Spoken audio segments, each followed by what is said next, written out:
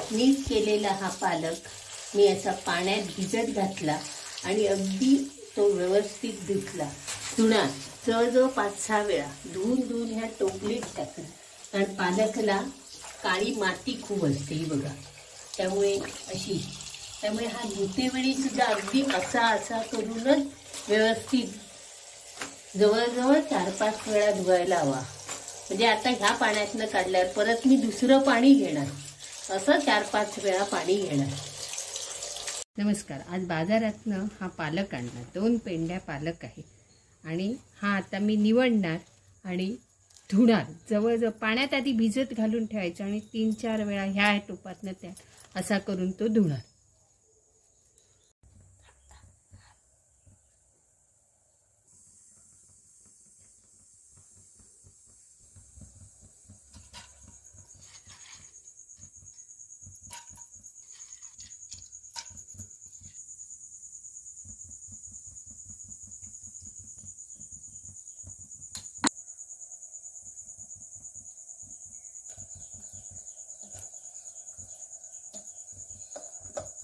पालक मसूर मगाशी दाखवल्याप्रमाणे इथे शिजलेली आहे.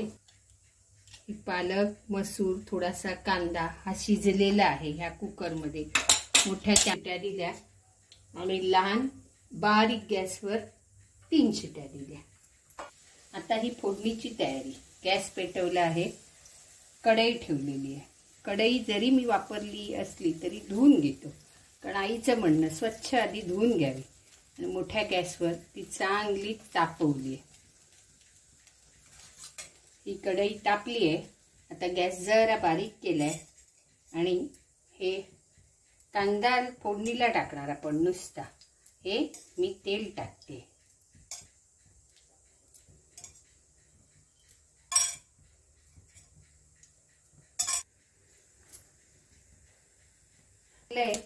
की नाही आता बघायला हवं तर एक जरासा कांदा टाकून बघायचा. अजून तेल तापायचं आहे. तोपर्यंत आपण इकडे ह्या मिक्सरच्या भांड्यात ही चिंचेच आहे, थोडीशी मी चिंच घेतली ती घालायची आहे आणि हे भाजलेलं वाटप हे मिक्सरच्या भांड्यात तोपर्यंत घालून घेऊया. इथे तोपर्यंत आमचं तेल तापतंय.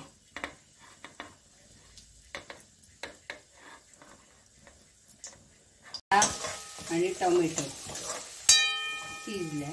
त्यात थोडीशी मी ही हळद आहे, ही हळद घालते फक्त कांद्याला लागण्यासाठी.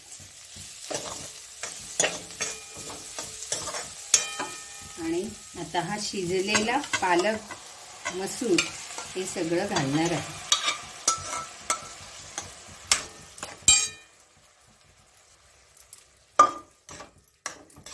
अशा प्रकारे आम्ही पालक मसूर जो शिजवून घेतला तो पूर्णपणे ह्यात घातलेला आहे.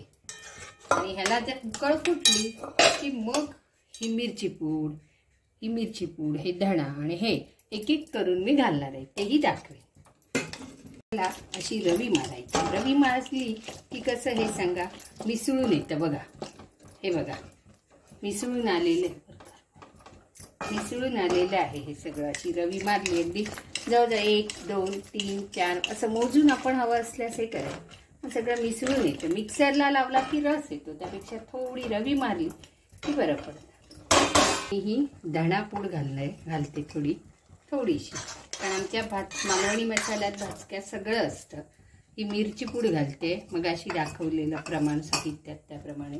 मिरची पूड घातल्यावर असं हळू असं असं ढवळायचं, पण गॅस मोठा नाही ठेवायचा, मध्यम आचेवर ठेवायचा. आणि हा मग भाजका मसाला, मालवणी मसाला, भाजलेला मसाला घालायचा.